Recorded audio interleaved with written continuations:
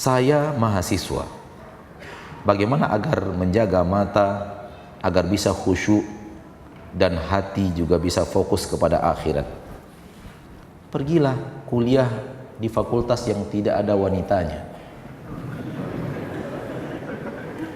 Kalau Anda lelaki, pergilah sekolah di fakultas yang tidak ada lelakinya. Kalau Anda perempuan, dan itu pun belum ada jaminan antum bisa menjaga mata. Apalagi kalau bercampur aduk, tak jelas bagaikan karedok.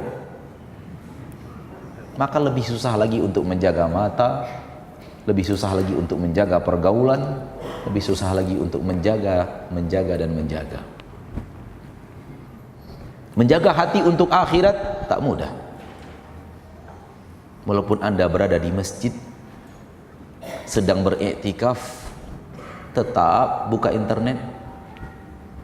Dan itu lihat orang-orang yang sedang beriktikaf,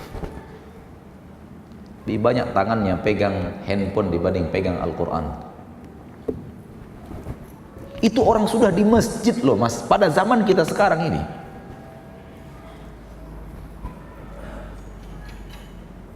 Pada zaman kita sekarang ini, di masjid dia, lelaki sama lelaki, wanita sama wanita, tak bertemu,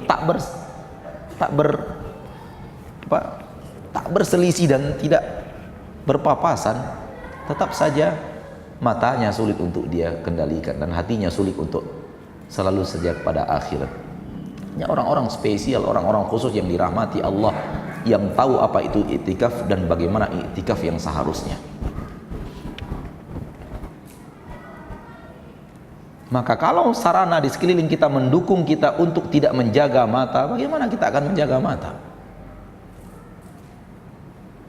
Kalau sarana di sekeliling kita mendukung kita ke arah untuk tidak fokus kepada akhirat, bagaimana kita akan fokus akhirat? Oleh karena itu Rasulullah menjanjikan pahala yang sangat besar untuk orang-orang yang benar-benar bisa istiqamah di zaman fitnah.